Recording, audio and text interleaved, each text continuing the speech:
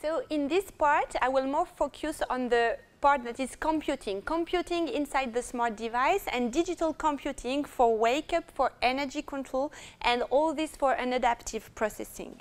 So this is the platform that I have just presented on Elliot, and here we will mainly focus on the Wakeup control, that is the digital part, on the energy control, that is the energy conscious part of the system, and on the microcontroller unit, that is a classical microcontroller, and how we can partition this architecture into two main blocks. So first, the Wakeup controller. In a classical architecture, we have a microcontroller. The main task of the microcontroller is power management, Wakeup, current task management. What does it mean, current tasks? It means recovering the information from the sensors, communicate the data, data fusion, and all these simple tasks of the nodes that is performed by the subsystem microcontroller.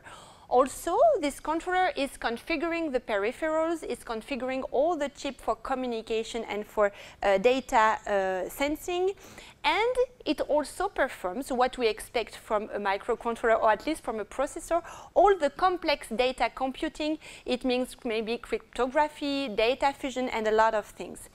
And for the simple current tasks that are just I've just received an information of a sensor, and I just want to communicate it, simply communicate it without any complex data computing, then this full subsystem has really a high power consumption that should not be necessary if you do not do something that is more complex. Then, in that case, what we propose in the architecture is to partition the architecture into something that is really simple, that is a Wakeup controller, only in charge of the simple tasks. What are the simple tasks? It is Wakeup. Just wake up on an interrupt, that is a Wakeup sensor or radio or whatever, and then it can be in charge of the power management. It can just manage the current tasks. What is the current task? Just the sensor is putting some information in the memory, the controller is getting the information from the memory and just transferring it in the radio. This is really simple and really low power consuming. And then it configures all the peripherals. When there is enough energy, it means that this controller should be linked to something that tells what is the level of energy in the platform. Then it can wake up the classical, what we call MCU, that is most of the time a ARM, M0, M3, or M4. And then this part can be in charge of more complex data computing. But as you have enough energy, this is the reason why you have woken up this part, then you can have a lot of data that can be computing inside with complex computing, and it can be also in charge of all the node maintenance, and you can program it to be easily deployed. So what are the main properties of a Wakeup controller? First, we have decided to design it in asynchronous logic. Why? Because this is a Wakeup part. We do not want to have any clock in it, because it is only woken up on an interrupt. All the rest of the time, it should be in sleep mode. Then also, in terms of voltage variations, this is really interesting because asynchronous logic is really robust to voltage variations. And in a smart device, if you are recovering the energy from the environment, sometimes you have a lot of voltage variations, or the voltage that you recover is really low. And then, if your controller is not functional in this changing environment, then you will lose a lot of performance and you will lose all the efficiency of your node in a given application. Of course, this Wakeup controller is done to be interfaced with a 32-bit processor, that is a Cortex M0 Plus in our case, but can be another powerful ARM microcontroller. Remember that when we wake up this microcontroller, we have enough energy to perform some computation, so then it can be really useful to have something that is already quite powerful. It is also interfaced with some accelerators for energy control, for power management unit, and also with all the communication interface and the peripherals that we need. So a simple Wakeup controller woken up on some interrupts coming from the Wakeup sources that we have inside the Wakeup platform, and then it is able to communicate and to wake up another more powerful controller only in case that we have enough energy available. So the advantages of asynchronous design, I have already explained this. In wireless sensor node, it has already been explored a lot. So here, this is really, really useful to have that kind of architecture. Of course, sometimes we have more gates, but in that kind of architecture that are strongly mixed signal architecture, the digital part is not the more area consuming part of the architecture. So even if you have more gates, it is not really an issue. And here, the service that is really given by the asynchronous design is really mandatory and really useful for our case. Also, in terms of wake-up time, if you have, I don't know if you have already used ARM M0+, but in terms of wake-up, this is not easy. If you are in a simple idle mode, then you can wake it up quite easily. But then, if you are in a deep sleep mode, the wake-up time is really long. In the case of the asynchronous microcontroller, the wake-up time is really short, and it's just respond to some events that are in the environment, and those events are waking up the architecture. Of course, when we propose this partitioning between a classical subsystem microcontroller and a wake-up controller, we have to prove, at high level at least, that this is useful. Because if you add some more hardware, and then if this hardware is consuming more than all the gain you have in the architecture, then this is really useless. So here what I will show is that in terms of power simulation in a specific application environment, this is useful, and we have a real gain in terms of energy. So the power model configuration that we consider that we have all the subsystem M0 that I will call MCU in the next slides. And in the wake-up part, we have all the wake-up with the power management units, some oscillators, and all the interfaces that we need to be able to communicate with the external world. So in terms of scenario, how does it work? So if you have a look at an applicative scenario of a wireless sensor node, it is split in different parts. Most of the time you have one part that is retention. The node is doing nothing. This is what we call retention here in blue. Then we have some measurements, some communication that is reception or transmission, RxTx in the slides here, and this is most of the time the main part of the activity of the node. Then we have some computing. This computing is, for example, data fusion, cryptography, or something like this.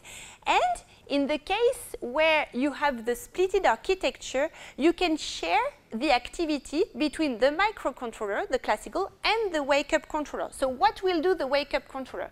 So as I have explained before, the wake-up controller will be in charge of the brown part here, just measurement and communication of simple data. Then we have some computing. For computing, the wake-up controller is not able to have some complex computing. Then we wake up the ARM processor. And then again, when we go in retention mode, it's sleep mode. This is only the wake-up controller that is in charge of the wake-up of the full platform. If we have a look now at the system where we only have the microcontroller, this is the classical architecture, then here you see that the ARM processor is in charge of each task. So what you have here is a possible high power gains in case of the brown activity, that is what I call current task, simple task, because using the wake-up controller, those current tasks are really, really simple to achieve at low power. And for the ARM processor, you have to wake up all the subsystem to perform simple tasks, and in terms of power, this is really not efficient. So if we have a look at the power gains that we can have in that kind of architecture, of course we have applied here different applicative scenarios. One scenario where the node is woken up quite often, it is 100 millisecond wake-up period, and in the other case it is 60-second wake-up period. Of course, when we wake up the node quite often, it means that most of the time we need some current tasks. We need some simple sensing, we wake up, then we just communicate an information, and we do not need a lot of computing. Then in that case, we have really a large gain in terms of power consumption to have this architecture. So here on the left, you have the architecture. cannot see the mouse. Here on the left, you have the architecture where you only have your ARM processor without the wake-up controller. And here in that case, you have in the second column, okay, we cannot see the mouse, yes, it's there. You have the results where you have splitted your architecture. In that case, most of the time, the current tasks are performed only by the wake-up controller. In terms of, you will see after, in terms of complexity, the wake-up controller is really simple. This is a small microcontroller, a programmable finite state machine. So in terms of power, this is really small. So the gain is really real. This is only power simulation at high level, already considering a lot of hardware and a lot of physical implementation details. So this is already quite accurate.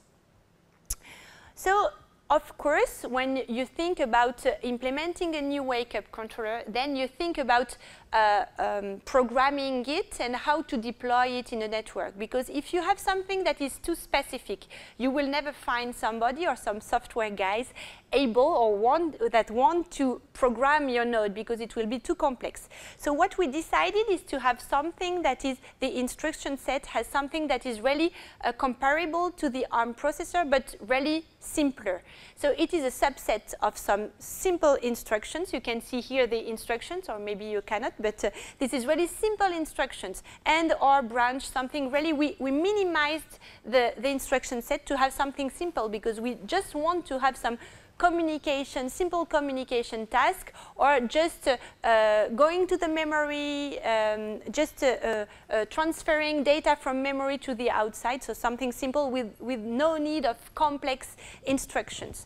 So we have 16-bit instruction set with 16 registers of 32 bits, and we have 16-bit address. There is no main function in this wake-up controller. We go until completion. We do not have any interrupt everything. Once we have an interrupt, we perform the task until completion. This is really more simpler in terms of architecture and then really less power consuming. And the key of this architecture finally is the IT controller. Why? Because the IT controller is recovering all the interrupts coming from the wake-up sources, and according to these interrupts, the wake-up controller knows what to perform because it is programmed to perform something according to the application. And we have up to 32 global interrupts in the architecture, and even in deep sleep mode. This is also what is really different from a classical ARM microcontroller. In ARM microcontroller, you have only some wake-up sources. This is really limited because it is really complexifying a lot the architecture of the ARM processor, so they have limited the number of wake-up sources. Here, the number of wake-up sources is not really limited, and this is really the key part of the architecture. So if you just have a look at the architecture, so don't be afraid, this is quite complex, but just to show you that this is finally something that in terms of area is really simple. So you have, of course, the memories for program and data. Classically, you have some frequency and power control, and you have this IT controller. This IT controller is recovering all the interrupts from the outside. Then we decode, according to the number of the IT, we decode what we should do, and according to this decoder, we are going to the PC unit, classical PC unit, going to the register file. This is something really simple. Then we have a small interconnect inside the chip that is able to communicate data from the program, or the program from the memory, or data from the memory to the core of the wake-up controller or to the outside. Then we just compute all the instructions that we have. You see load, store, branch, classical ALU unit, and some move unit. This is really, really simple finally compared to a classical subsystem. So what about the programming and the implementation details of this wake-up controller? It is a state machine. So state machine programming is something that is well known and quite easy, not really easy, but quite easy. So we have a kind of code execution that is triggered on interruptions. This is something that we have this is something that we work with software guys, so we know how to program this wake-up controller. The implementation, physical implementation logic is in asynchronous quasi-delay insensitive design. This is quasi-delay insensitive. It means that whatever is the delay introduced due to voltage variations, temperature variations, process variations, then the circuit is always functional. It can be slower, but it is always functional, and this is exactly what we want in that kind of architecture. For the synthesis, because you know that asynchronous design is something that is still difficult to synthesize, we have around CEA a small company that is called Tiempo that is providing the synthesis tool, and that is really useful for synthesizing some state machine like this. And we are using FDSOI 28. Why do we use FDSOI 28? So first, FDSOI is an advanced node, so of course we could think about a lot of leakage, but finally, thanks to the back-biasing modulation that is possible, we can have some circuits that are quite low leakage with a lot of flexibility. Remember, I have shown you a platform that is really flexible according to the application needs. Here, what is really interesting is that according to the application needs, you have something that is either high speed or low power. And using FDSOI 28 is really useful for this. Also, a smart device in which you want to integrate everything. Everything means analog design and digital design. FDSOI 28 is quite also usable by analog designers to have something that is quite performant. And finally, for a mixed signal system, FDSOI is something really useful. And this advanced node allows us in the digital computing part to have really something that is powerful, and we can really compute already a lot of data at high speed. In terms of memories, of course, again, the memories should be really low power, and most of the time the main issue in terms of memory is the voltage supply. So we have some standard libraries from FDSOI 28, and we also work and provide some low voltage memories working at 500 millivolts and already really powerful at 500 millivolts with the good trade-off between leakage, dynamic power and speed. So this is also what we need to integrate, and we need to think about this because in a wireless sensor node, if you have a lot of memory inside, the memory is consuming a lot, and then in terms of energy you have the risk is that you have a loss of energy. Of course, we want to deploy it, we want to use it, so we have a compilator that is currently designed for the instruction set of our Wakeup controller.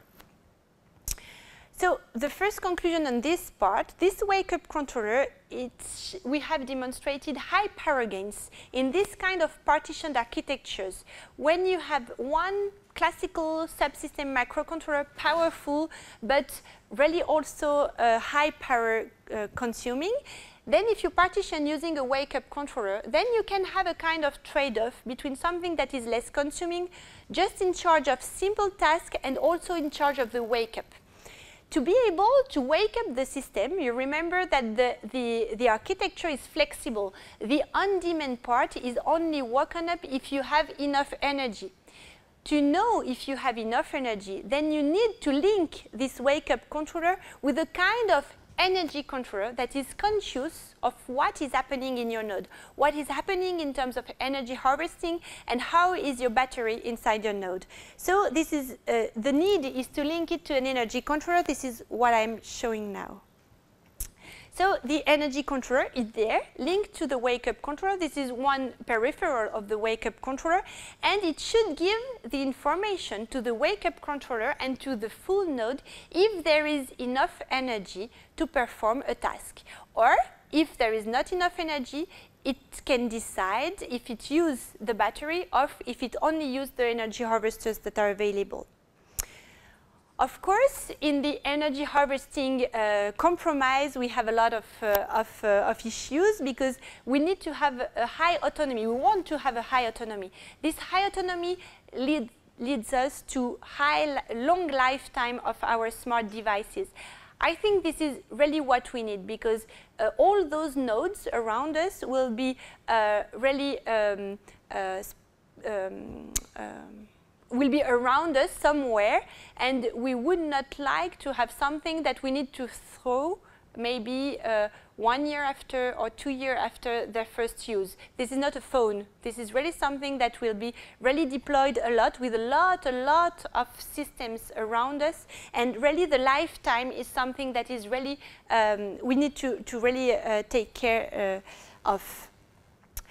If we think about the small amount of energy on one side that is available and the power consumption of the wireless sensor node that could be high finally compared to this small amount of energy, we need to think how to use this energy harvesting in our design. Of course, we have some harvesters, we also have the battery, but the idea is not to only replace the battery with energy harvesters, because depending on the application, sometimes you will need to do something really immediately, even if you do not have any energy recovered in the environment.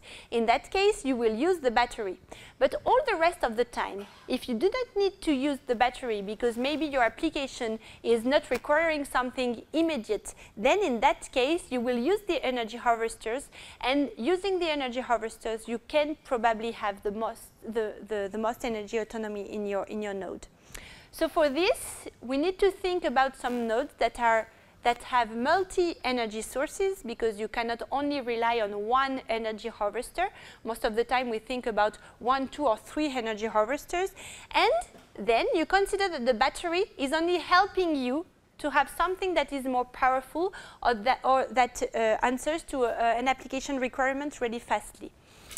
Of course, using different energy harvesters allows you to take into account environmental variations and the node-specific needs according to the energy needs that you have in your architecture. So what we have here is something that we would like to be energy-driven. It means that it is not only data-driven according to the application, you also want to have something that is considering the energy, and according to the amount of energy available, then it computes something. Maybe in some hours or maybe in some days, but you can think about this a scheme that is more best effort finally, but according to the energy. So of course we have many ambient energy sources. We have mechanical, thermal, radiant, or chemical. The idea is that depending on your application, you can think about 1 or 2 energy sources around your node and then 1 battery. And then you need to manage this. So the aim of the energy controller is to manage this energy that is available in the most efficient way. The idea is to have a low energy in your node and to really, most of the time, never use the battery and then never draw the current from the battery. So for this, there is a principle that is energy requests. So for energy requests, the mechanism is simple. We have a first request that we call opportunistic. It means that the task is performed as soon as enough energy is harvested in the environment. So this is energy driven, and this is really good for the lifetime, of course. Another request, that is the classical request that is performed in every node, is what we call the immediate request. This is fully timing driven. The application is requiring to perform a task, and then we performed it immediately, but maybe sometimes we need to use the battery because we do not have enough energy. So here is just to show you the graph here, if I have the mouse. The graph here is the voltage. You consider that when you have the high voltage, you have enough energy in your node to perform the task. In this first scheme, you have an immediate request. I try to find the mouse. You have an immediate request here, and you do not have enough energy in your harvesters. So the application says you need to perform the task now. So if you need to perform the task now, then you need the battery. This is why I have written here battery help. It is not the most energy efficient because you have reduced the lifetime of your circuit because you have used the battery. In the other case, where you have the opportunistic request, at one time here, after 1A, you are requesting to perform a task, but there is not enough energy in the environment. Then you wait for enough energy in the environment and you perform your task. In terms of lifetime, this is really powerful, and this is really extremely energy efficient because you have only used the harvesters to perform this. So the energy controller itself, so it interfaces between the harvesters, the battery, and the wake-up controller that I have just shown. It gives the information of the energy level inside the node, inside the environment, and it controls the energy according to a kind of energy budget that we have. Of course, it is woken up with different energy sources. This energy controller is also a wake-up system. It is only woken up when you have enough energy in the environment or if the application is requiring to perform a task. Some specificities again here, we also design it in asynchronous design because here again, you have possibly something that is powered by a really varying voltage supply, and you do not want to have something that is not functional because you really want to be woken up on an energy event. And in terms of power consumption, this is around the nanowatts. So this is something really affordable in a node architecture. So just to have a look here at the different algorithms, the first is using the immediate request, and the second one is just using the opportunistic request. I will not go here into detail, but just to show you this kind of adaptivity that you have here in the middle. This adaptivity is because you have performed something that is opportunistic, and the system has need to wait for some energy available to perform the task. And if you look at the energy now, you have a high energy gain because you have used that kind of opportunistic scheme for the requests. So just to conclude on this digital data computing, we have to rethink the data computing between a subsystem microcontroller and a wake-up system. This new partitioning allows us to have a large gain in terms of energy, and also it allows us to enhance the lifetime of our smart devices. So this is something really mandatory. The energy resources that we have are really variable, and the controllers really need to be energy conscious to be able to perform a task only if some energy is available, or to perform a task immediately if we want to use the battery. And really, once again, the low energy is really the key for the future smart devices. Thank you.